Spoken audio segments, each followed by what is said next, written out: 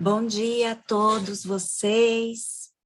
É um prazer muito grande estar aqui com vocês comemorando os 125 anos da engenharia. E antes de começar o evento, eu gostaria de dar 2 avisos. Primeiro, o chat ele vai ser exclusivo para coisas administrativas, né? Com relação aos checkpoints, por exemplo. E quando vocês quiserem fazer perguntas, e eu espero que tenham muitas perguntas, vocês vão usar o Q&A, tá bom? Então, não esqueça, tá? O chat é exclusivo para checkpoints, algumas requisições, tá bom? E agora vamos aqui com o nosso palestrante, nosso eterno maquinzista, professor Paulo Ferreira. É um imenso prazer receber o professor. Ele sempre vem trazer um pouquinho da sua vasta experiência na engenharia, mais no saneamento, mais na engenharia, né? Vocês não sabem, mas eu fui contratada pelo professor Paulo Ferreira, quando na ocasião ele era coordenador da engenharia civil da Escola de Engenharia.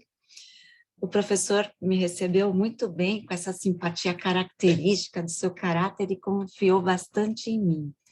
Na época, eu estava terminando ainda meu doutorado. O professor Paulo ele tem um vasto currículo que eu vou ler agora para vocês, daqui a pouquinho, vai demorar uma meia hora mais ou menos, porque ele é muito grande. Brincadeira, gente. Ele está bem resumido. Ele tem uma contribuição muito grande, né, para o saneamento básico, que é a infraestrutura menos valorizada no nosso país, né, a que menos recebeu investimento diante das outras, como, por exemplo, a comunicação, a parte de rodovias, né? Nos últimos 30 anos foi a que menos recebeu investimento. Agora o professor está frente ao Instituto de Engenharia e continua trabalhando pelo setor. Então vamos agora ao currículo. O professor é presidente do Instituto de Engenharia. Ele é engenheiro civil pela Escola de Engenharia da Universidade Presbiteriana Mackenzie, mestre e doutor pela Escola Politécnica da Universidade de São Paulo, foi vice-presidente de atividades técnicas e faz parte do Conselho Consultivo do Instituto de Engenharia.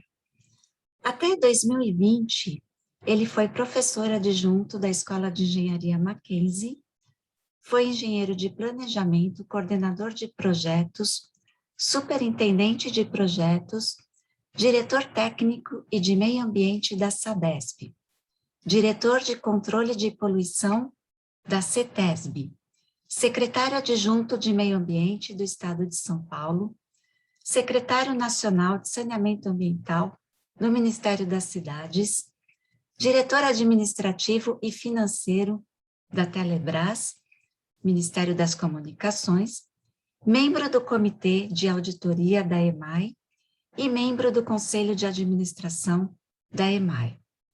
Então, professor, seja bem-vindo aqui à nossa escola e muito obrigada por ter aceito o nosso convite. Passo a palavra ao senhor. Muito obrigado, Liliana. Você foi a boa parte, foi a minha melhor realização quando fui coordenador do curso da Escola de Engenharia. O tempo está mostrando que eu acertei naquela. Das poucas coisas que eu acertei, você foi a melhor delas. E é um prazer voltar à Escola de Engenharia, onde eu vivi 50 e poucos anos da minha vida dentro dessas salas de aula, tanto como aluno, quanto como, às vezes, tentando ensinar alguns colegas a experiência que eu fui adquirindo ao longo da vida profissional. Eu queria dar os parabéns à Escola de Engenharia por fazer essas semanas de engenharia. Tem sido uma tradição, se não me engano, é a 23ª ou 24ª semana de engenharia que está sendo realizada, e eu acho que para os alunos é uma atividade essencial. Ela abre os horizontes que o aluno tem, propicia que ele enxergue a engenharia de maneira mais global, não fica setorizado só no seu setor, só na sua função de civil ou mecânica ou eletrotécnica dessa ordem, né? Isso abre o horizonte do aluno, abre o horizonte daqueles que estão desfrutando do privilégio de poder participar dessa semana, como eu, que estou aqui participando desse privilégio, dessa vez do outro lado da cerca. Mas estou aprendendo muito. Vi no programa que, no que diz respeito ao saneamento, tem diversas palestras e importantes palestras que foram feitas ou estão sendo feitas por colegas altamente habilitados. Vi que vocês vão analisar aí os problemas de despoluição do Rio Pinheiros, um programa que o governo está desenvolvendo aí. Vocês têm que ter uma visão positiva e crítica em relação ao que está sendo feito. É uma maneira diferente do que está sendo, do que foi normalmente executada. E também vi que tem uma palestra sobre tratamento de água, né, que é importante para que vocês tenham noção de como que é feito o tratamento de água. Às vezes a gente abre a torneira e acha que está tudo resolvido, não é nada disso. Para chegar na torneira, teve um longo processo. E o saneamento está vivendo um período muito especial nessa época. Ele já viveu outros movimentos nessa direção. Por exemplo, na década de 70, nós tivemos o Plano Nacional de Saneamento. E o objetivo do Plano Nacional de Saneamento, ele estava consignado de que nós deveríamos ter 80% da população abastecida com água e 80% das populações com as coletas de esgoto executada. E não falava quase nada de tratamento. O problema era tirar o esgoto do pé da casa das pessoas. O Planasa estava na época do regime militar, ele tinha uma grande disponibilidade de recursos que era oriunda do sistema brasileiro de habitação, do BNH, do Banco Nacional de Habitação, cuja fonte de recurso é o Fundo de Garantia dos Trabalhadores. Naquela época, houve um grande avanço do ponto de vista de desenvolvimento, o que acarretou um grande fluxo de recursos. O desemprego era muito baixo, então um grande fluxo de recursos para o sistema de saneamento, para o Fundo de Garantia, e o Fundo de Garantia dividiu em duas partes. Inicialmente ele era só para a habitação e depois ele passou a financiar o saneamento. Então teve um grande aporte de recursos naquele período ali. E algumas exigências administrativas que não vai dar tempo da gente discutir aí.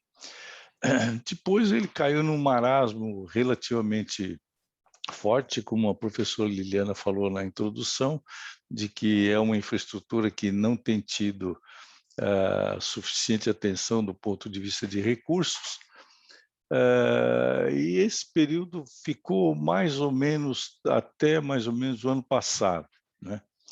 Alguns casos não tanto foi o problema de recursos, né? O caso, por exemplo, de São Paulo, em que em 95 a Sabesp passou por uma revolução e eu tive a oportunidade de participar desse momento, 95 a 2000, em que ela se tornou uma empresa referencial, vamos dizer assim, no Brasil.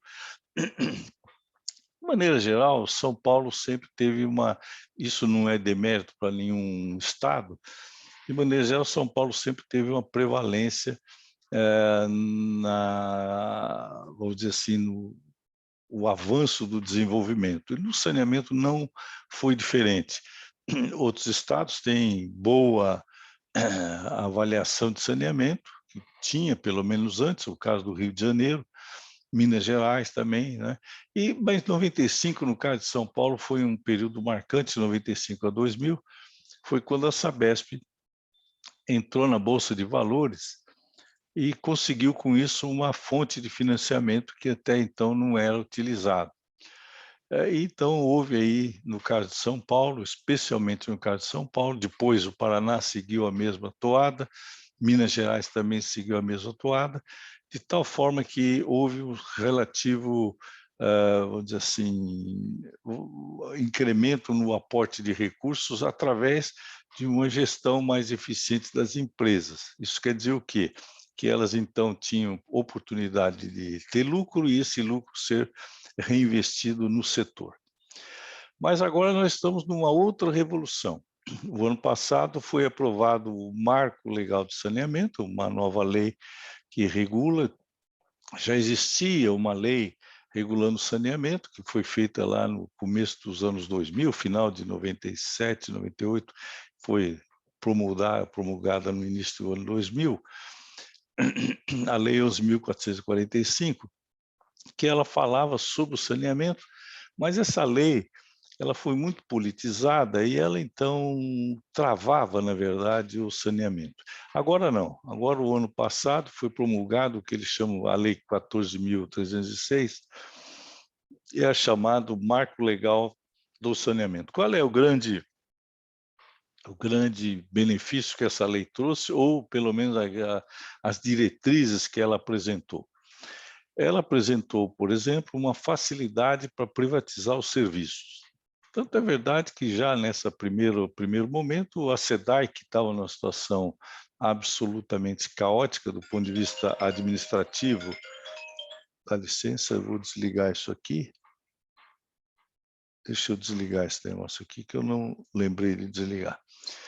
Mas, como eu estava falando, o Rio de Janeiro estava numa situação caótica através da SEDAI. O Rio de Janeiro, de maneira geral, está numa situação caótica, não é só a SEDAI, mas a SEDAI, em particular, estava numa situação muito difícil e a questão da dívida do Rio de Janeiro em relação ao governo federal, houve como imposição que, para o pagamento da dívida, ele seria obrigado a fazer a privatização da SEDAI. E assim aconteceu depois de muita resistência, muita conversa política nos bastidores, e a SEDAI foi, vamos dizer assim, uma parte dela foi privatizada. Até nisso os cariocas realmente precisam ser analisados com certo cuidado. Por exemplo, a produção ficou com a SEDAI, a distribuição e a coleta ficou com a iniciativa privada. O que, na minha opinião, é um erro e é um risco muito grande. O Rio de Janeiro, o pessoal é muito corporativista e certamente isso aí vai levar mais para frente a alguns conflitos. O Rio Guandu, que é o manancial quase que único, né? A estação de tratamento do Guandu trata 40 metros cúbicos por segundo. Para ter uma ideia, a maior do Cantareira trata 33.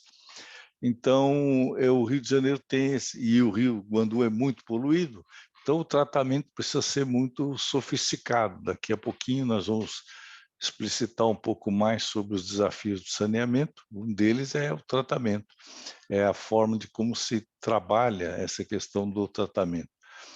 E o Rio de Janeiro, então, tem essa particularidade de ter essa deficiência. Mas, como eu estava falando, a lei do saneamento ela facilita a privatização, e ela exigiu, então, que se fizesse os blocos vamos dizer assim, de viabilidade econômica, né? De viabilidade econômica. São Paulo, então, foi dividido em diversos blocos. Grosso modo, esses blocos, no caso do Estado de São Paulo, eles preservam aquelas cidades que estão dentro do sistema da Sabesp. E tem outros blocos fora da Sabesp que, então, permite que seja privatizado qualquer dos blocos, inclusive o da Sabesp.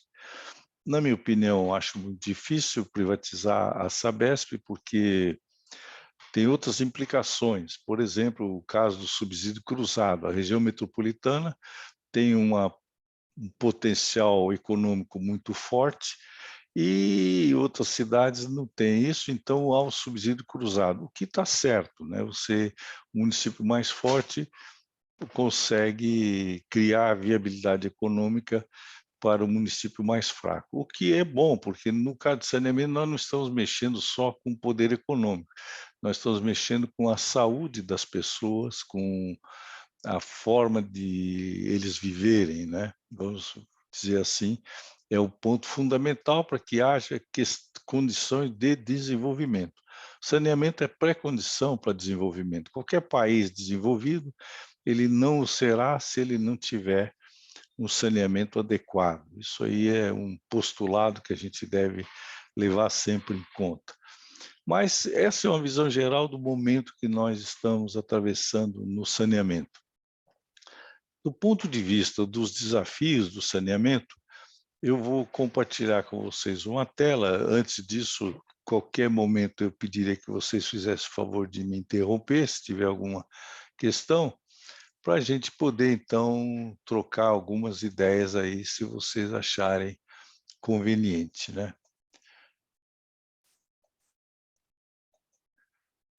Então, eu preparei aqui, eu tenho um grande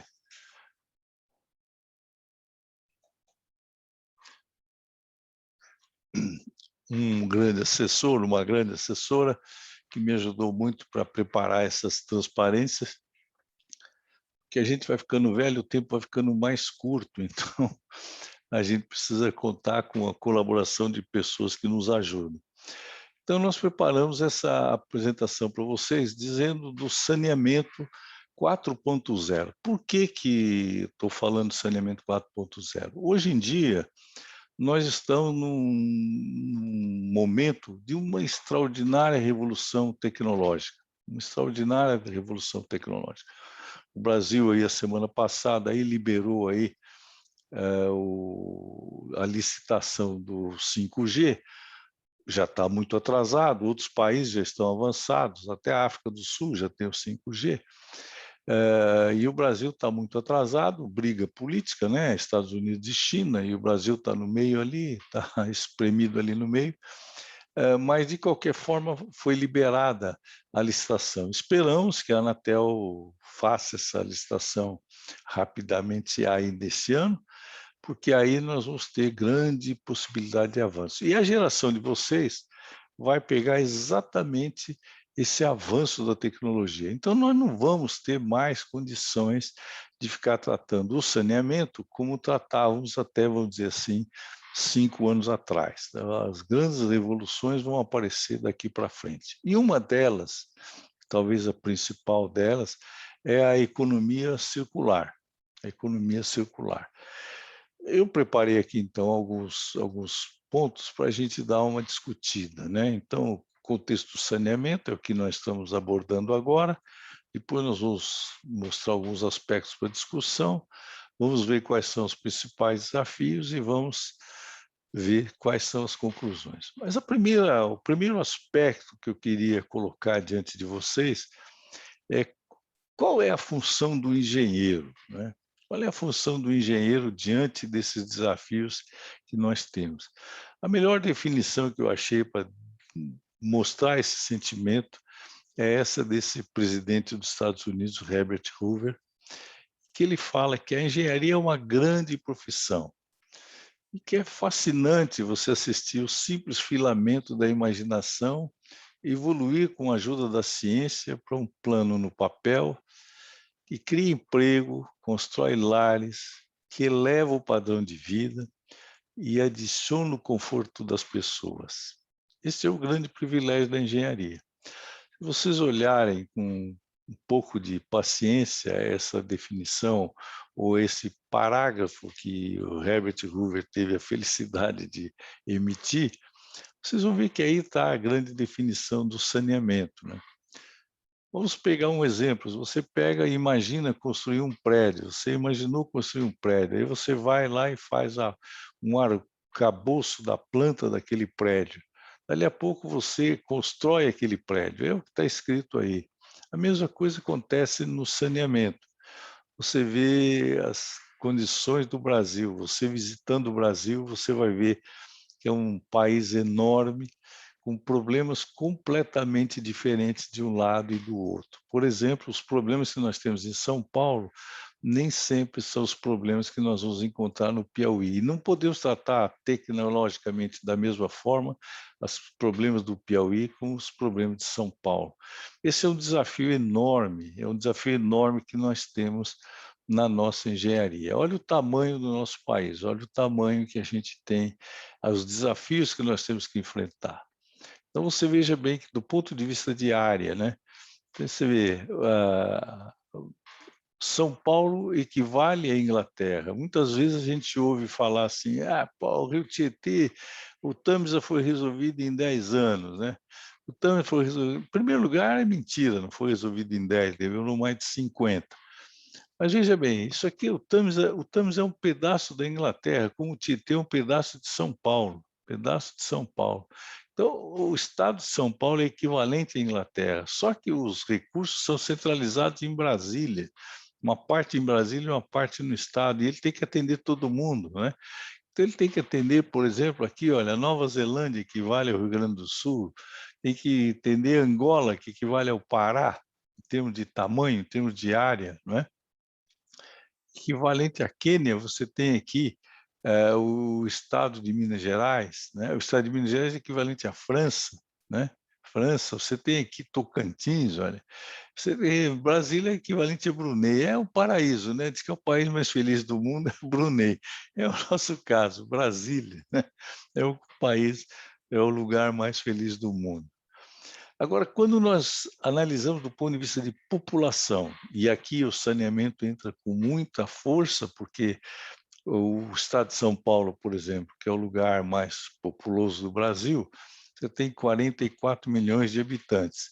A Argentina não chega a 20, né? Então, o tamanho de São Paulo, em termos de população, ele é o tamanho da Argentina. Quer dizer, resolver o problema. O governador de São Paulo tem o poder que o cidadão lá da Argentina tem, né? Você veja só, Minas Gerais, equivalente ao Chile, aquela linguiça que você tem lá, que tem mais da metade é Cordilheira dos Andes, a outra metade não tem problema nenhum, né? Então, você vê que são problemas grandes que nós temos em São Paulo, né? Que nós temos no Brasil. Então, nós não podemos olhar o Brasil de uma forma isolada, né?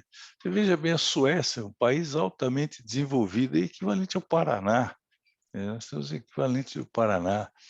Você pega, por exemplo, a Lituânia, ó, é equivalente ao Maranhão, né? A Líbia, né? Então, vocês estão vendo que o Brasil ele é muito grande, do ponto de vista, vimos lá do ponto de vista de área, do ponto de vista de população. Agora, o mais pungente que nos coloca numa situação mais difícil em relação a todos, é em relação ao índice de desenvolvimento humano, né? Como vocês sabem, o índice de desenvolvimento humano é um índice que leva em conta as questões de saúde, longevidade, conforme a população mais longeva, melhora o índice. Ele leva em conta as questões da educação, porcentagem de analfabetos, porcentagem de quem terminou o primeiro grau, porcentagem dos que entraram na universidade, né? E leva em conta também o valor da renda da população, renda medida pela paridade do poder de compra. Não é bem o PIB, é um pouco diferente do PIB per capita, né? São todos esses valores per capita. Então, vocês observem bem que é um índice que ele fala diretamente às questões que nós estamos tratando do saneamento. E, nesse caso, você não pode tratar, você pega o índice de desenvolvimento humano, por exemplo, da parte norte do Brasil, você veja os países equivalentes que nós temos aqui, são os países da África, né? Então, vê a questão, o lugar em que os nossos índices são menores, né? São esses países que estão aqui em cima, que são os índices de menor desenvolvimento humano. Você vê só, nós estamos numa situação, o nosso Nordeste equivale, o Norte e o Nordeste do Brasil, ele equivale a 1, 2, 3, um monte aqui de países da África, né? Alguns da Ásia, né? Filipinas está na Ásia, né? Filipinas está na Ásia. Filipinas é equivalente ao Amapá e ao Acre. O Irã, né? O grande Irã. O Afeganistão não apareceu aqui, que está na moda, né? Né? Gabão, né? Você veja só, Brasília é equivalente à Croácia. A Croácia é um país baixo desenvolvimento humano ainda em relação à Europa, né? Mas é um país razoavelmente bem. São Paulo é equivalente à Romênia, né? Equivalente à Romênia. Não é nenhum momento glorioso quando a gente olha esse mapa aqui. Nós não temos nenhum país desenvolvido, nenhum estado equivalente a nenhum país desenvolvido. O que eu quero chamar a atenção de vocês com esses três mapas, com essas três comparações, é que o Brasil tem problemas diversificados. O desafio que o engenheiro tem que enfrentar é muito diferente. Ele vai enfrentar um grande problema em São Paulo, Minas, Rio de Janeiro, Rio Grande do Sul, e vai enfrentar problemas diferentes lá na Piauí, no Rio Grande do Norte, e às vezes até nas capitais ele enfrenta problemas semelhantes, mas no interior problemas muito diferentes, né? Ele precisa, então, o que eu quero chamar a atenção de vocês que estão aí se formando na engenharia, que haja essa visão ampla da engenharia. Vocês não fiquem restritos só àquela engenharia que vocês, àquela especialidade da engenharia que vocês estão se dedicando. Hoje em dia, o engenheiro de estrutura, ele tem que entender de saneamento, ele tem que entender de construção, ele tem que entender de outras, de mecânica dos solos, ele tem que ter uma visão muito mais abrangente, não basta ser. Hoje eles falam que a estrutura vai ser reduzida a programas de computação. Não é verdade, né? Não é verdade, porque o computador aceita qualquer besteira, né? Uma das coisas mais impressionantes que eu tive no meu período em que eu estava dando aula aí na escola foi que num determinado ano eu tinha estávamos falando sobre um crescimento populacional e um aluno e um dos modelos de crescimento populacional é o crescimento linear, né?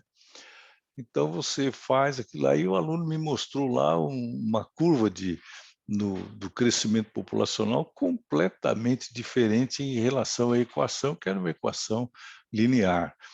Então, se você não tomar cuidado com o computador, não tiver uma visão crítica do computador, ele vai te levar a besteiras exponenciais, né? Você precisa estar sempre ligado e percebendo. Você precisa ter a visão crítica em relação àquilo que você está fazendo, que essa visão crítica vai te dar substância para você poder discutir o problema e fazer com que o seu empreendimento, seja ele uma obra, seja ele um projeto, ele seja o mais adequado e o mais econômico dentro da definição clara da engenharia que nós discutimos há momentos atrás. Nunca esquecendo que a engenharia ela é aquele grande benefício que você consegue de um risco no papel levar a bem-estar à população. E nesse aspecto, o saneamento ele te oferece momentos de grande satisfação pessoal.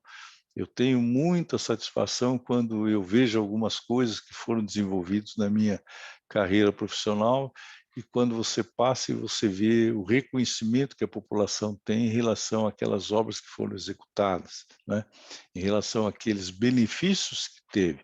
A própria expectativa de vida do Brasil, ele aumenta, como está escrito, como está dentro da definição do Índice de Desenvolvimento Humano, ele é exponencialmente proporcional ao seu desenvolvimento na área do saneamento, você tem uma maior longevidade, maior expectativa de vida.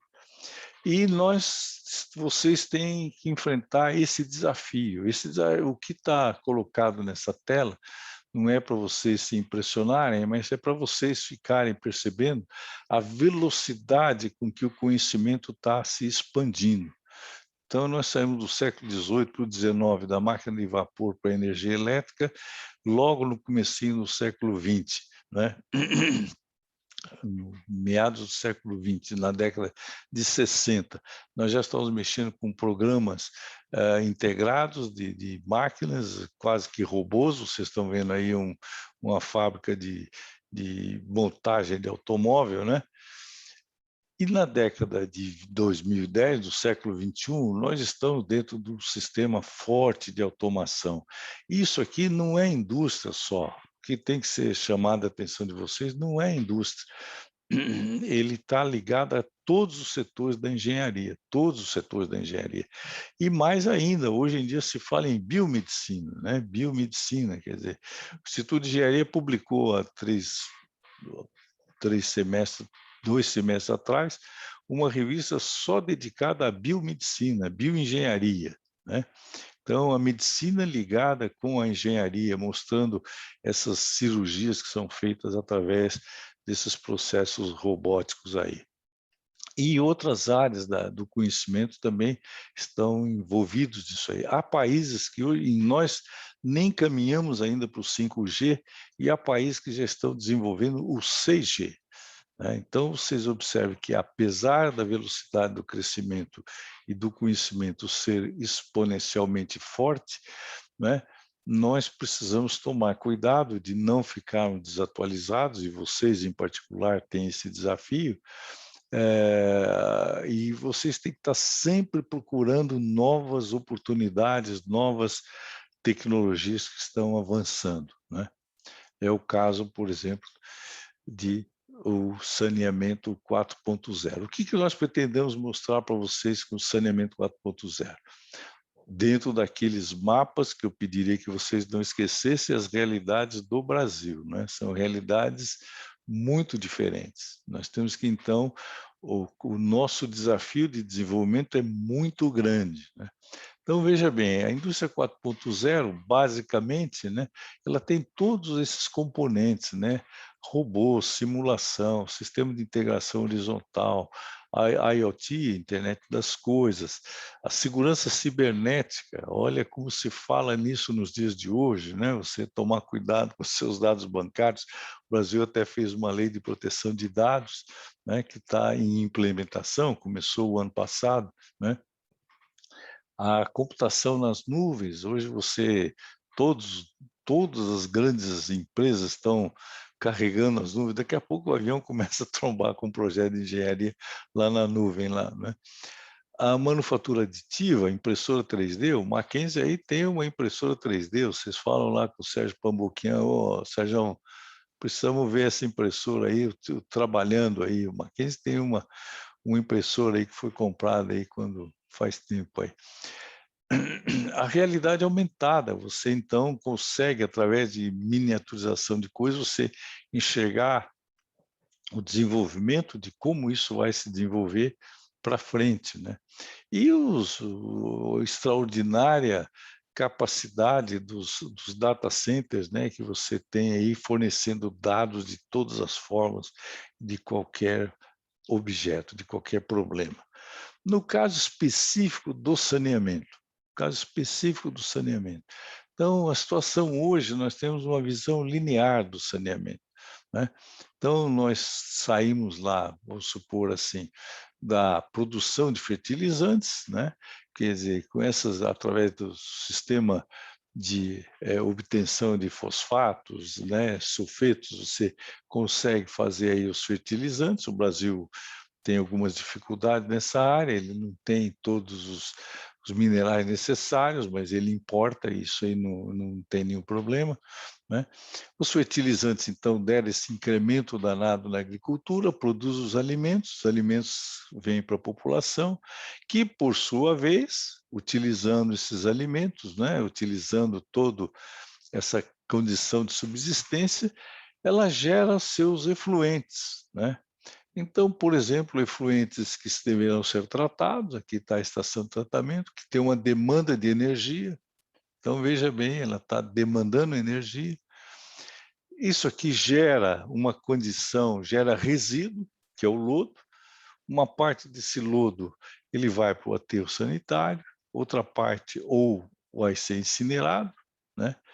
Essa incineração gera também resíduo, né? E você tem também alguns mais sofisticados, você, através da digestão desse lodo, você gera esses biossólidos que têm uma certa condição de nutrientes que podem voltar para ser como adubo para cá.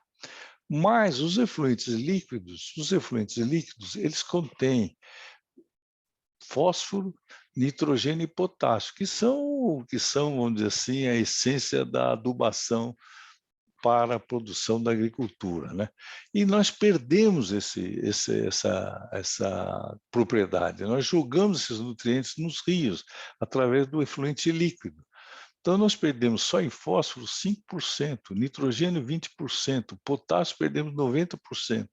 E o pior disso é que eles criam nos rios condição de poluição exagerada e criando na fauna aquática a bioacumulação. Daí, de quando em quando, vocês veem aí, a semana retrasada mesmo, vocês viram aí, uma mortandade de peixes aí. O que que acontece? Isso aí provoca esse nitrogênio, provoca uma proliferação, boom de algas. Essa alga absorve todo o oxigênio, se é que ele existe. No caso do Tietê, não existe nada de nitrogênio, nada de oxigênio mais. E dali a pouco, então, com o revolvimento dos sedimentos do fundo, você tem, então, aquela mortandade de peixe. Então, essa aqui é a visão linear do saneamento, a visão linear que nós temos. Eu preciso voltar aqui, porque ele foi para frente. Tem um treco aqui em cima que não quer sair aqui.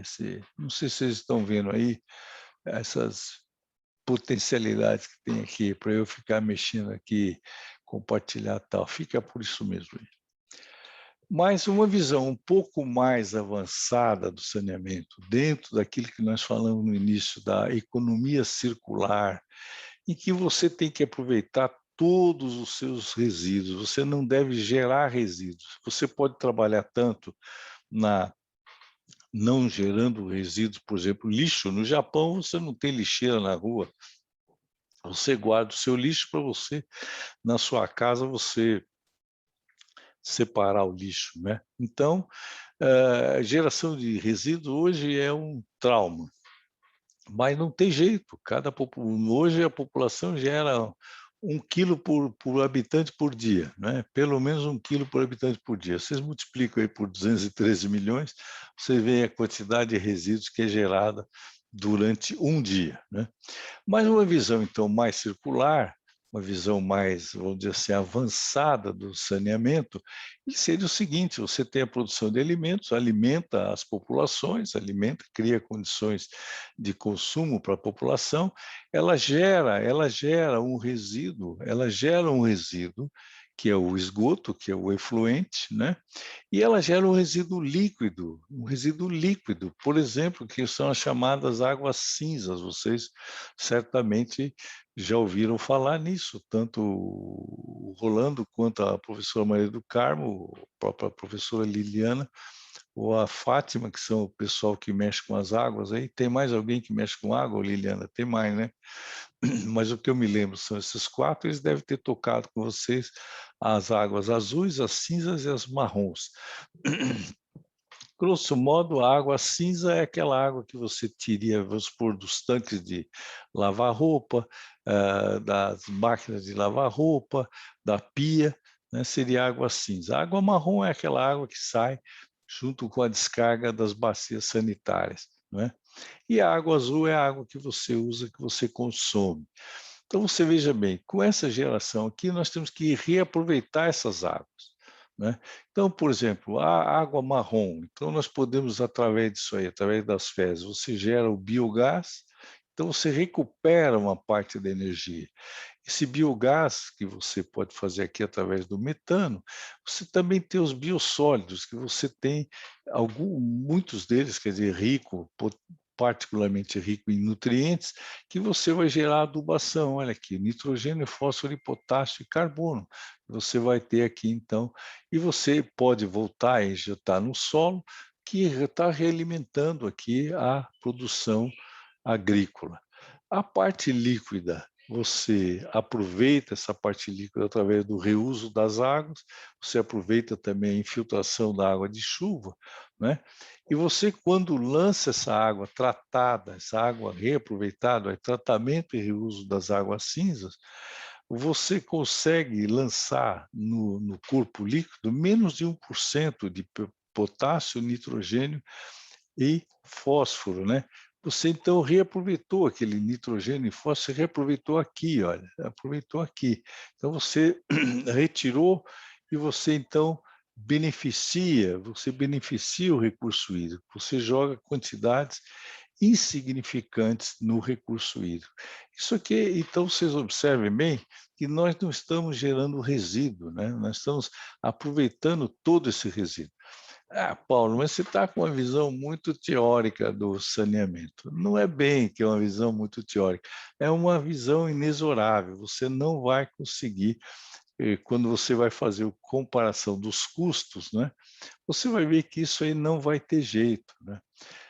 O Instituto de Engenharia está fazendo 2 grandes trabalhos. Um deles, hoje à tarde, vai ter um grupo discutindo aí, tem mais de 400 pessoas já inscritas, para tratar sobre a crise energética, a crise da quantidade de água da qual o saneamento é um caudatário, ele utiliza esse recurso hídrico. Então, nós vamos estar tratando sobre a crise energética.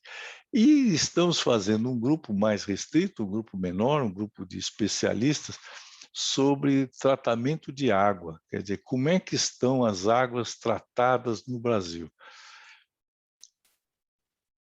A visão que nós estamos tendo é uma visão assustadora, uma visão assustadora. Você tem lugares no Brasil em que a água tratada ela é distribuída para a população em uma condição absolutamente sofrível, quase que no limite da irresponsabilidade. Aí você vai falar que você tem situações desse jeito e você vem falar aqui em economia circular no saneamento, quer dizer, grandes avanços tecnológicos.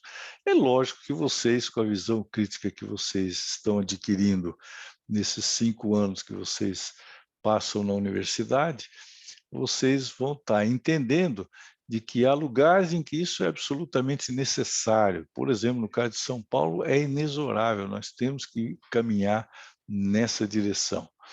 No caso daqueles países que eu mostrei, aqueles estados lá em cima que eu mostrei equivalentes à nossa África, nós temos uma África no Brasil, você não vai poder falar nisso. Mas, se você já incutir a cultura, vocês têm casos na própria África, e eu vou mostrar daqui a pouquinho, que você tem grandes decisões nessa direção, de aproveitamento dos resíduos que são provocados pela utilização humana, pelas estações de tratamento de esgoto, né? Você tem isso aí, você tem reaproveitamento disso aí. Tem o trabalho do Banco Mundial que fala água, essa desconhecida, foi publicado há 2 anos atrás, que ele é impressionante quando ele fala sobre a quantidade de materiais que são colocados nos recursos hídricos, quer dizer, são poluição que são colocadas, por exemplo, dentro dessa visão aqui, olha, você utiliza na agricultura e vem a chuva, varre os elementos que estão aqui e levam para o recurso hídrico. Isso tem implicações, inclusive, no crescimento na altura das pessoas. Quer dizer, é um trabalho muito bem feito e mostra, foi um relatório do Banco Mundial, chama Água Essa Desconhecida. Vocês podem acessar aí através do site do Banco Mundial, e que vocês vão ficar vendo o que acontece com o nitrogênio quando você coloca aí nas águas aí. Quando nós, na década de 70, se não me engano, o Mackenzie tinha um polo avançado em Irecê, na Bahia, no sertão da Bahia. Irecê, naquela época, era muito pequena, e aconteceu uma situação inusitada lá. Irecê é um lugar de uma fertilidade impressionante, um planalto muito grande e o terreno muito calcário. Então, a agricultura viceja ali com muita facilidade, sem grandes gastos vamos dizer assim, com adubação. Mas precisava de adubação. Mas a água subterrânea, que era a água que era utilizada ali, o que acontecia? De vez em quando aparecia uma porção de crianças ali, em locais bem definidos, com um corpo totalmente azulado, com uma doença azul, com uma expectativa de vida muito baixa, né? Era uma água rica em nitrogênio, ultrapassando os limites normais, e que é a chamada doença azul, que pegava nas crianças, né? E esse trabalho do Banco Mundial chama atenção exatamente para isso, e ele coloca, inclusive, uma relação da altura das pessoas em relação ao consumo dessa água. Então, quando você estiver abrindo a sua torneira, você percebe que atrás dessa torneira tem que ter muita tecnologia, e embora estando em São Paulo você tenha boa tecnologia, ela ainda há muito que ser implementada, né? Aqui é um fluxograma já um pouco mais sofisticado, eu não tenho intenção de que vocês entendam com toda a profundidade, né? Mas que vocês percebam como você consegue reaproveitar. Então, por exemplo, hoje em dia você não tem nas estações de tratamento de esgoto, pouquíssimas delas, ultrafiltração ou osmose reversa. Algumas já têm, por exemplo, Campinas tem feito uso sistemático de osmose reversa nas estações de tratamento de esgoto. Ela gera um concentrado, aqui é uma pré-concentração, então dessa água aqui, dessa água que sai aqui, você já tem uma água tratada. É uma água para o consumo? Não, não é para o consumo, essa água é uma água para reuso, mas já é uma água de boa qualidade. Os resíduos dessas membranas e o resíduo do pré-concentrado aqui, que foi concentrada, você põe para digestão. Essa digestão, como nós falamos anteriormente, ela gera um biogás, que, em outras palavras, é energia, calor, e você tem aqui, vou dizer, gás carbônico que pode ser utilizado em fazenda de algas controladas, né? Essa digestão, você faz o desaguamento, você retira a água, né, dessa digestão. Essa água você pode usar, ela é rica em nitrogênio, você pode usar como fertilizante, né? Então, essa água pode ser utilizada como fertilizante. Já já vocês vão ver um caso parecido com isso aqui. E desse desaguamento, então, foi desaguado, você tem uma torta que ela é rica em fósforo, né? Você, então, através da pirólise, quer dizer, um tratamento com calor, você gera um biocarvão. Então, veja bem, isso aqui é economia circular. Isso aqui é economia circular. Você conseguiu utilizar todos os resíduos que você gerou, né? Aqui vem o site. Eu queria passar esse filminho para vocês, se eu conseguir, não sei se eu vou conseguir, se ele vai estar acessível, para vocês terem uma ideia de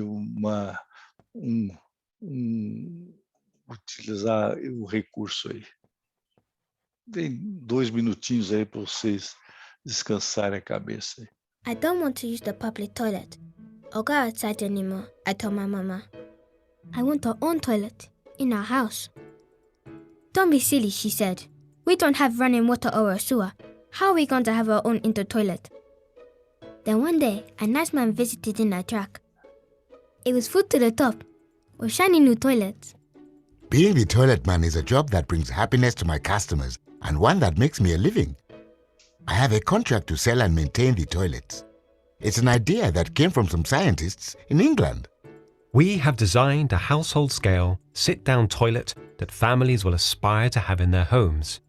It's easy to use, hygienic, and crucially for the user, the odor is controlled in the toilet. It's true. It really doesn't smell, which is great as we keep it in the house. Why isn't it smelly? Well, it's a toilet bowl with a rotating ceiling flush. Once the user has finished, they close the lid. This action drives the rotating mechanism, so the toilet is flushed without using any water or power, yet still preventing smell. The waste then empties into the holding chamber below. The swipe blade and bowl rotate together, cleaning the surface as they move. It's a true flush and forget mechanism. The waste is now in the holding tank. The liquid floats on top, while the solids sink to the bottom. This sludge is carried away by an Archimedes screw.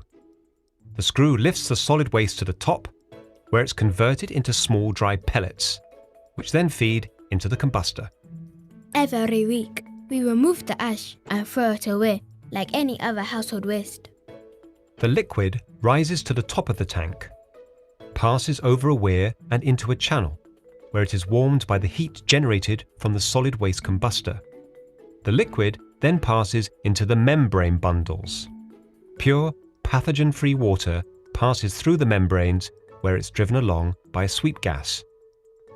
This water then condenses on the heat exchanger and drains into a tank, which doubles as a step at the front of the toilet. This water is very handy. We use it for cleaning and for watering our plants. Under my contract, I service each toilet every 3 months. I take the membranes away for regeneration and put in new sets. And it's affordable as I charge my customers under 5 US cents per user per day. Which are pennies well spent, as this one toilet has changed the lives and improved the health of my whole family. The difference one toilet can make. E vocês puderam ver aqui projeto que o Bill Gates... Estão me ouvindo? Não, eu acho que sim, né? Esse é projeto desenvolvido pelo Bill Gates. Ele pagou $810 mil para que esse projeto se desenvolvesse. Foi a Universidade da Inglaterra, lá da Cradle University, que venceu o projeto, venceu o concurso. $810 mil para criar essa bacia. Por quê? A situação desértica, eles não tinham água, absolutamente nada de água. Então, isso aí vocês estão vendo que é uma super sofisticação. É viável você utilizar essa bacia? Ele falou aí que usa $500 por dia, né, para você utilizar essa bacia aí. Coisa de Bill Gates, né? Deve ser viável, né? Agora a população vai estar utilizando, existe bacia suficiente para todo mundo usar. Então você veja só que ela não utiliza água, né? Então, ao contrário, ela gera até efluente líquido para você regar a planta e você armazenar para reuso da água, não potável, evidentemente, e a parte sólida virou adubo, né? Aqui nós estamos vendo também outro aspecto dessa quarta revolução. Você tem aqui, ó, essa aqui é uma fotografia que eu tirei aqui na rua Barão de Capanema, perto aqui de onde eu moro. É uma bomba de manual, né? Você tem muitas dessas bombas no Brasil, mas vamos ver o que acontece numa situação um pouco diferente, utilizando tecnologias em países subdesenvolvidos, né?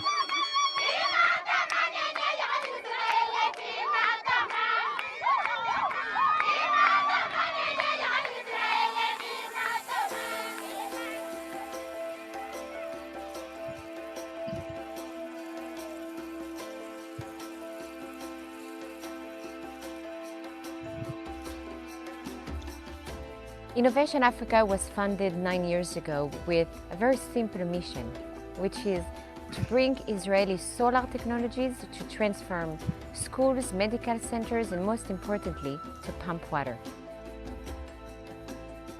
We are operating in 7 African countries, and we have so far installed solar technology in over 100 villages. The reason why Africa is still in poverty is because of the lack of energy.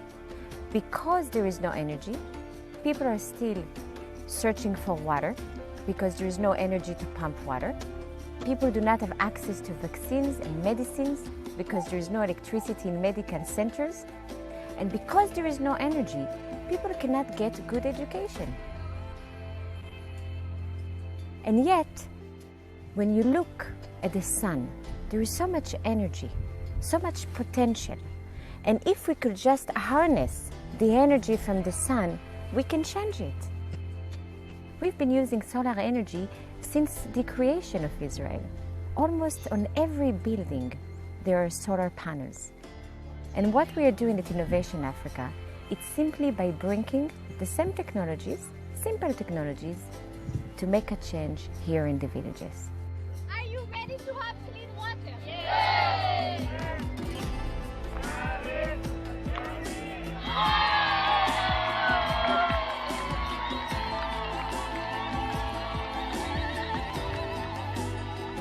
Thank you for having come from Israel to take us away from the darkness. Twebalya Abayisirayiri okuyinza okutuwa amazzi. thank you very much for the clean water. You are our fathers and mothers from Israel. Because today Israel is a strong country, because of everything that has been invented, I feel it's our responsibility to help. Are you ready? Yes! 1, 2, 3, go!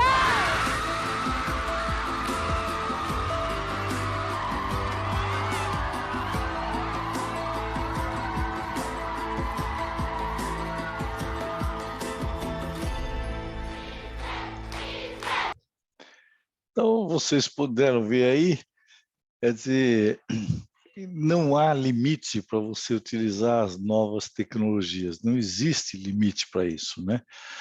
E, pelo contrário, você veja bem como as novas tecnologias levam para populações desassistidas conforto e segurança dentro daquela definição que nós falamos no nosso início, e de que o Herbert Hoover falou o que é a engenharia, né? Eu acho que estamos caminhando aqui para o final, não é? Aqui está mostrando diversas alternativas, né? O que nós achamos que a visão deve ser uma visão horizontal e vertical, uma visão integrada do saneamento. Vocês têm aqui algumas informações. Depois eu estou comentando aqui com muita... instigando vocês ao pensamento, por exemplo, uma revolução que deve estar acontecendo no saneamento, que precisa acontecer no saneamento, é a revolução, por exemplo, da coleta de dados, né? É fundamental que você saiba a qualidade da água que está chegando numa estação de tratamento de água, todos os metais que estão envolvidos dentro dessa água, turbidez, que é o mais simples deles, quer dizer, o mais simples dos parâmetros que você analisa, pH, tudo isso aí, isso é muito simples, mas outros parâmetros que você pode analisar e caminhar isso aí através de processamento de dados, através de sensores, né?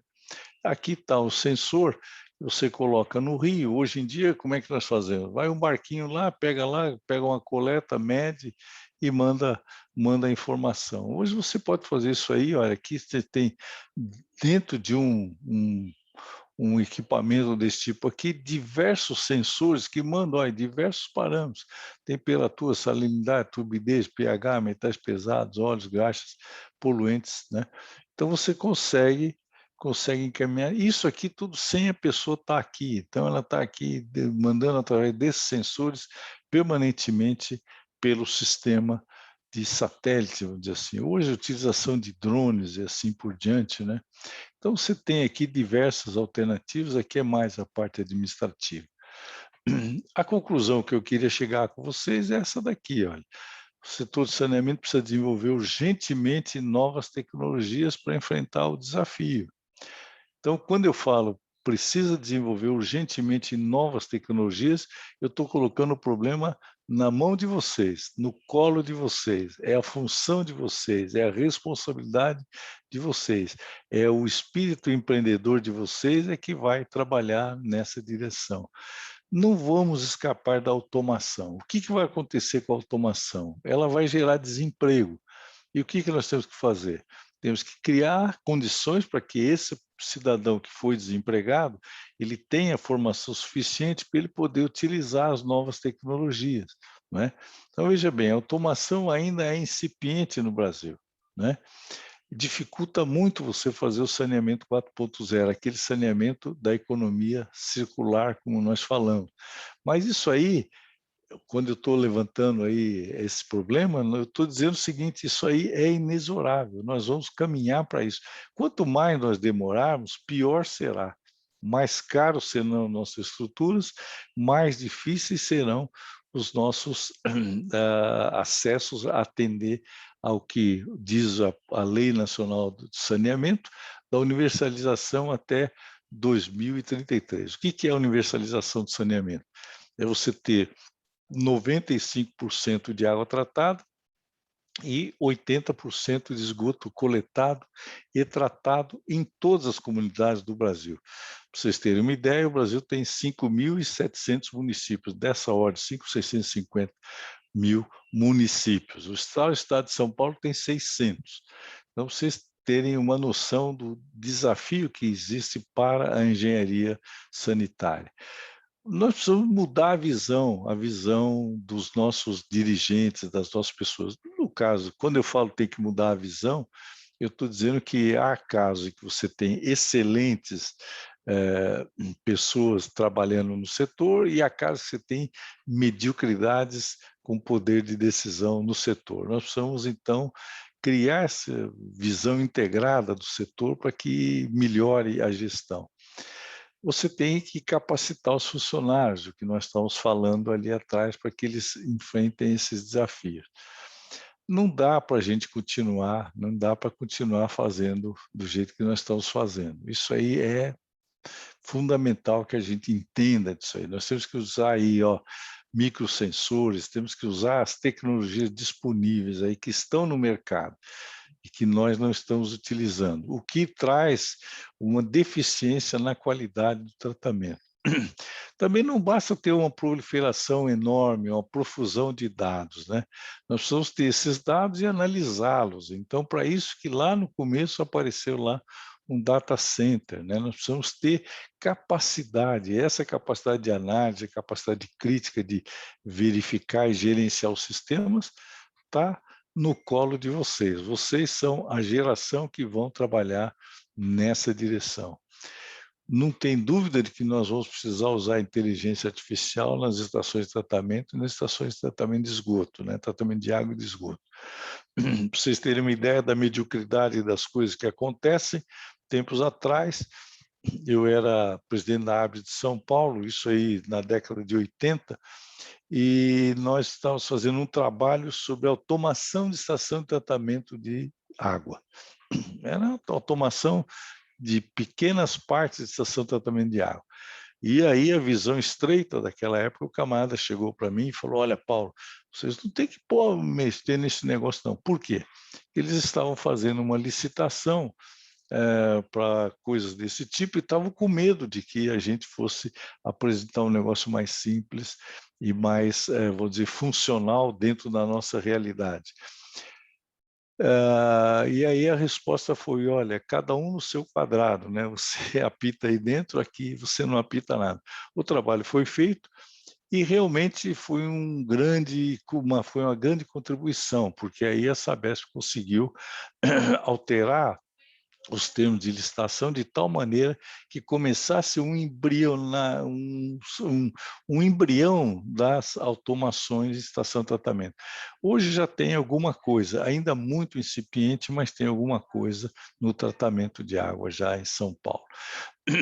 E olha, o que eu estou fazendo aqui nessa 40 minutos que nós estamos conversando é tentar incentivá-los, né? Vocês que vão entrar no mercado, a repensar esses conceitos e aqueles que já estão no mercado, se tiverem ouvidos para ouvir, que ouçam, como está escrito lá no velho Apocalipse. Esse trabalho foi desenvolvido dentro dessa ótica, né? E eu queria concitá-los, né, a entender que vocês têm diversas oportunidades de aprimoramento profissional. Agora vou fazer um comercial do Instituto de Engenharia. O Instituto de Engenharia tem 105 anos, ele está fazendo 105 anos agora, um pouquinho mais novo do que o Mackenzie, né, da Escola de Engenharia. A Escola de Engenharia é 125, o Instituto de Engenharia está fazendo 105 anos. Aliás, ele foi fundado pelas pessoas, os engenheiros, as duas únicas escolas que tinham naquela época, a Politécnica e o Mackenzie. E ele tem se caracterizado pela neutralidade, ele não tem influência política de quem quer que seja, ele é neutro do ponto de vista político.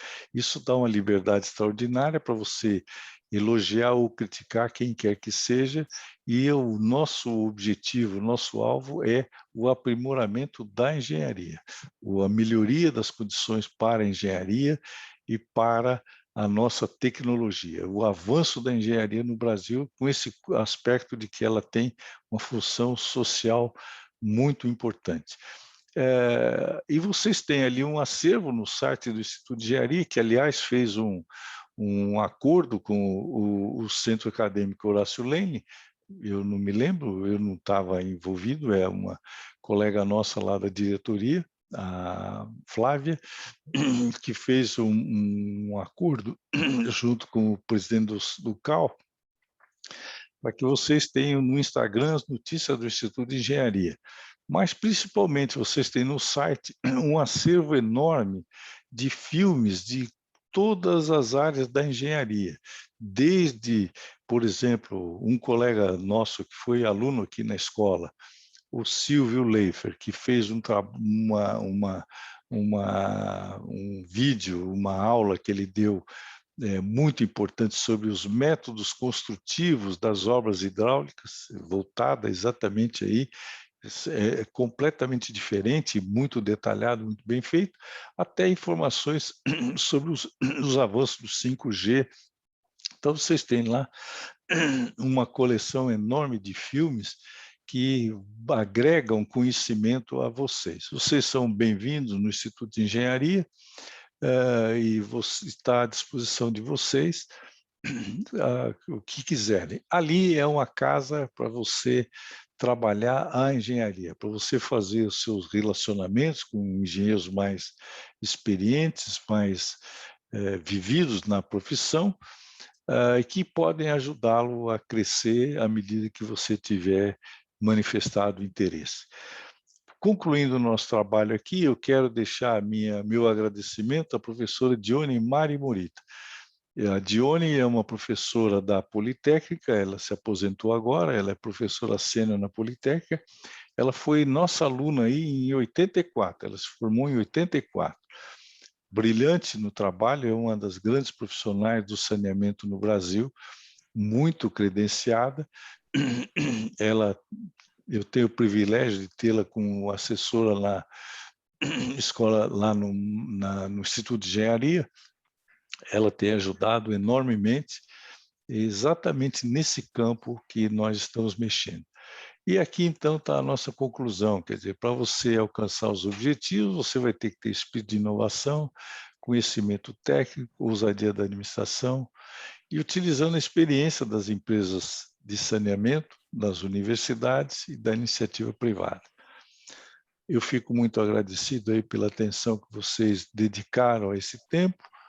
Se vocês tiverem alguma questão, fiquem à vontade para discorrer. Professora Liliana, era isso. Muito tudo isso, né, Paulo? A gente acaba aprendendo bastante com você todas as vezes que você fala. É um prazer muito grande te ouvir e aprender, principalmente. Antes dos alunos fazerem perguntas, eu gostaria de fazer uma pergunta. Com relação à dessalinização de água. Nós sabemos que existem algumas regiões no Brasil, como, por exemplo, o semiárido, ou mesmo a costa, né, o Ceará, tem uma escassa disponibilidade hídrica.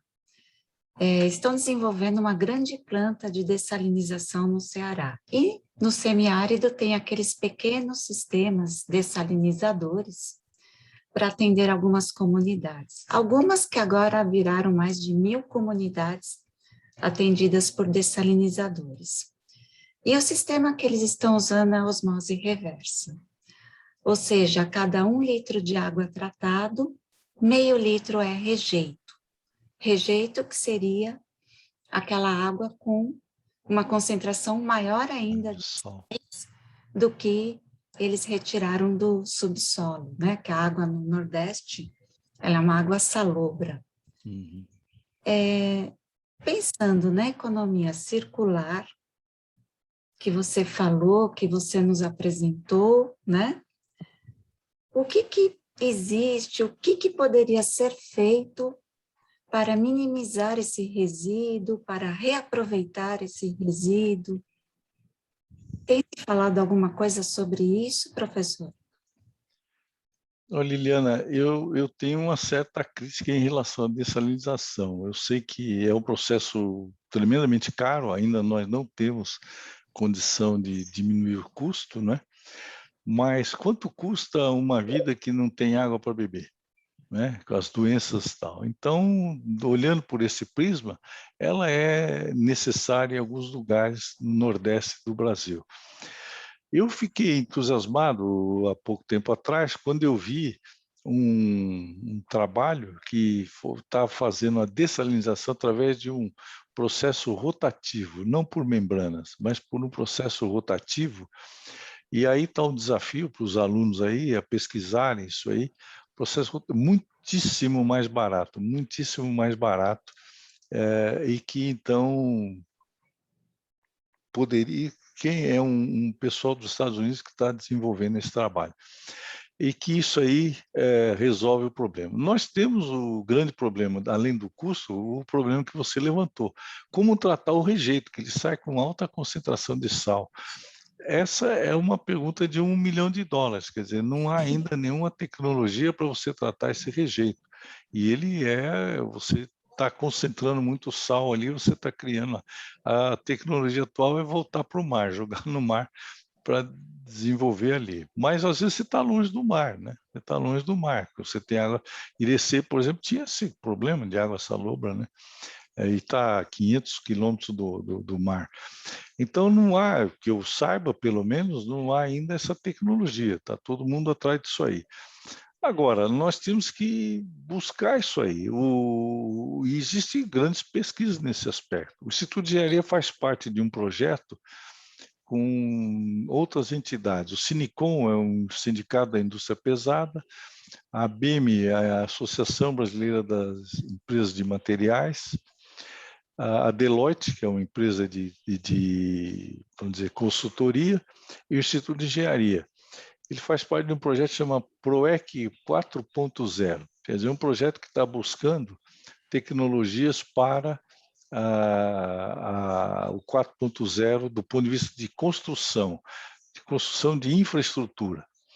Um dos aspectos que tem que ser analisado é esse.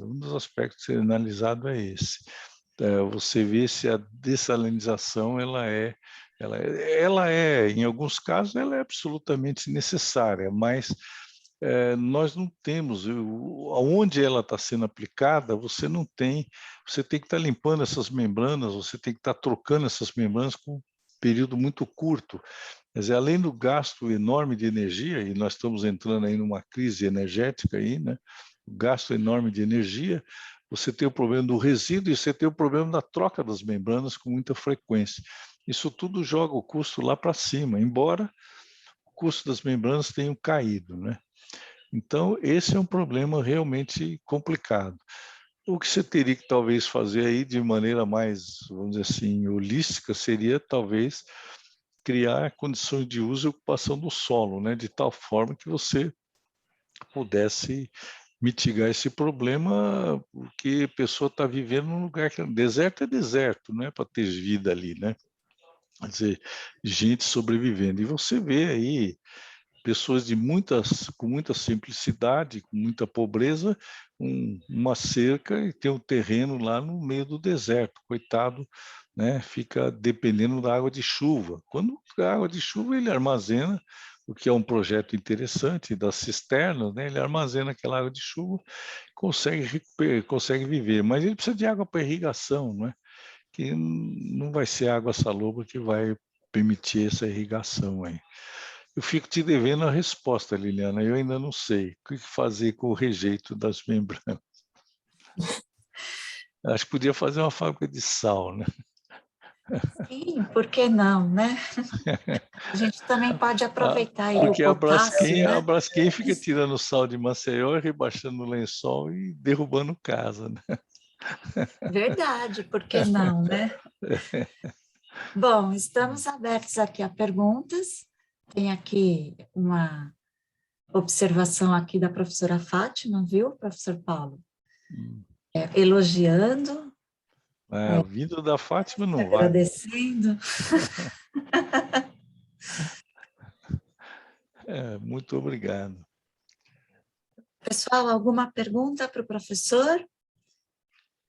A Laura Leal, nossa aluna, está dizendo que adorou a sua palestra. É um elogio.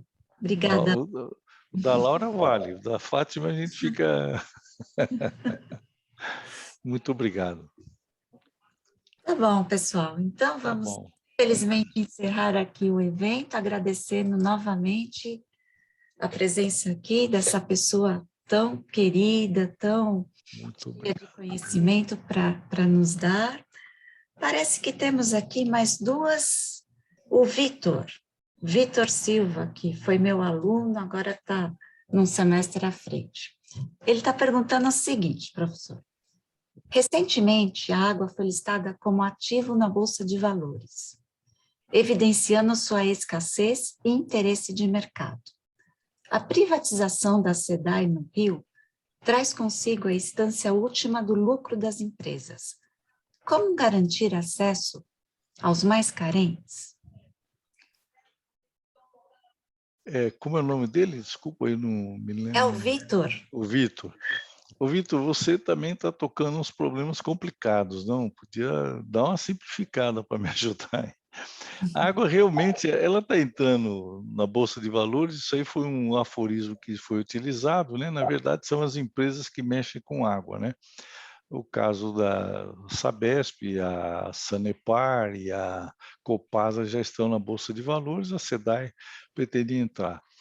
Nós temos que entender o seguinte, o maior custo é você não ter água, né? O governo não tem, você viu aí as dimensões do Brasil, no início que eu mostrei aqueles mapas, o governo não tem recurso para conseguir criar os investimentos para você atender o Brasil inteiro. Por outro lado, o mundo todo está com uma abundância de recursos disponíveis, né? Disponível para poder fornecer esses recursos em lugares que tenham, vamos dizer assim, lucratividade. O saneamento é um deles. É errado a gente pensar que o saneamento não deve dar lucro. Dá um lucro extraordinário.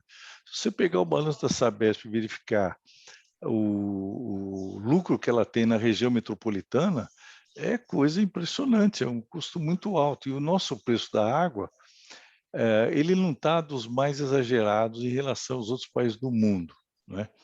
Então, as empresas precisam ter lucro para ela voltar a reinvestir, para poder expandir os sistemas. No caso da empresa privada, ela também remunera os seus acionistas, né? Como o caso da Sabesp, ela remunera o acionista maior que é o Estado. Ela manda dividendos para o governo do Estado. Para aplicar, se ele tiver consciência, aplicar na área de saúde, que é correlata ao saneamento. Então é o seguinte, a água, estão usando esse termo, que a água é uma commodity, e realmente ela acaba sendo uma commodity, como o aço, como outros implementos aí que você tem. No caso, eu não vejo problema nenhum. A Bolsa de Valores é um lugar em que você consegue financiamento mais barato, né? O que nós precisamos ter são empresas do Estado eficientes. Se a empresa do Estado tiver um concorrente do lado, por exemplo, no caso, vamos pegar aqui em São Paulo, você tem a Sabesp, você tem um outro lote aí com as empresas na mesma eficiência, com a mesma tarifa, está tudo bem, o Estado é competente e está tocando para frente. Não é o caso que você vê para frente. Eu vou te dar um caso, por exemplo, que eu tive na época que eu estava na Secretaria Nacional de Saneamento em Rondônia. Eu tive financiamento de 500 milhões de reais para fazer o esgoto toda de Porto Velho, né? E o que aconteceu?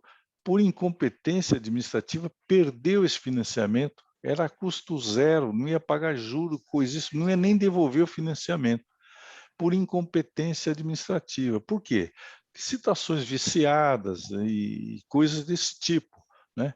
Então, você veja, a população sofre por ineficiência administrativa, por má gestão, vamos dizer assim. Então, indo direto à sua questão, não vejo nenhum problema da água ser uma commodity, não vejo nenhum problema de você ter iniciativa privada junto com a iniciativa estatal, com as empresas estatais, desde que tenha a mesma eficiência. Você tem empresas estatais eficientes, você tem empresas privadas eficientes, e você tem o vice-versa, empresas estatais tremendamente deficientes, de má eficiência, e tremendas empresas privadas com a mesma falta de eficiência. Então, o problema nosso é recursos para desenvolver e atender às demandas da sociedade. Esse é o problema, com eficiência. Capacitação também, né, professor? Capacitação, bem Muito de lembrado, bem lembrado. capacitação. Muito, muito. É, Bom, bem lembrado. temos muitos professores aqui assistindo a essa palestra, né? O Ó, Bruno. devia ser o contrário, eles deviam estar falando e eu devia estar ouvindo, pois eles estão no lugar errado. Não, mas essa semana eles estão de férias. Ah, bom. Que eu aprendi muito com todos eles, então estamos trocando dívida, hein? Temos aqui a professora Maria do Carmo, o professor Bruno Pessini enviou aqui. Parabéns, professor Paulo. Muito obrigado. Também a professora não, a aluna Jamile, fazendo uma pergunta. Poderia comentar um exemplo da automação do saneamento básico no mundo? Você tem estações de tratamento de esgoto na Alemanha, por exemplo, em que eu fui visitar a estação, o camarada pegou, estava com a chave no bolso, abriu a chave, abriu o portão para entrar, não tinha ninguém na estação de tratamento de esgoto. Então, esse é o nível de automação que você tem no mundo. Por exemplo, você tem locais em que você tem o tratamento totalmente automatizado, você tem um centro de controle longe, lá no centro da cidade, por exemplo, e através do centro de controle ele vê se os parâmetros estão sendo atendidos. Então, isso é comum, né?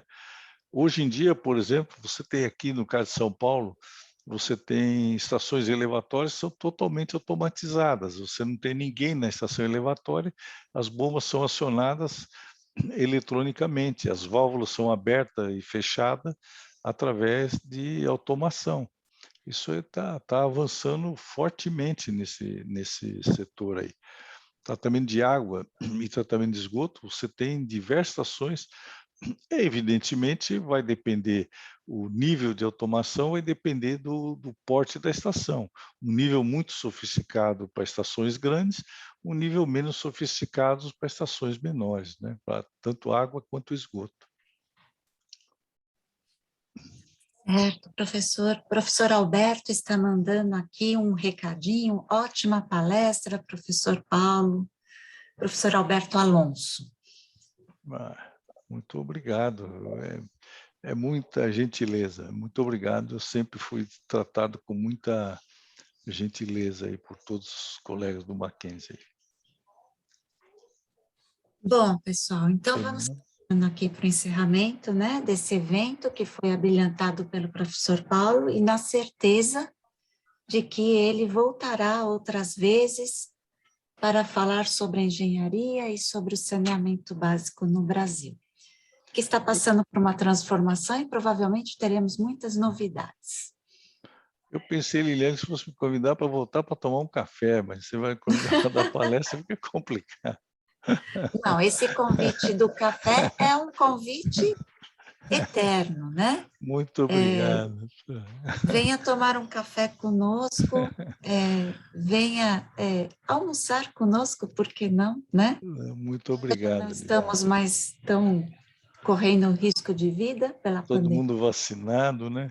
Todos Esperamos que essa pandemia vacinados. passe rapidamente, né? Nem muito obrigado pela gentileza aí do convite. Foi para mim um prazer muito grande voltar a conversar com todos vocês. E se puder contribuir com alguma coisa para os alunos, já resolveu toda a minha inquietude. Muito obrigado. Contribuiu, sim, bastante. Não só para os alunos, como para os professores desses alunos também. Não, muito obrigado.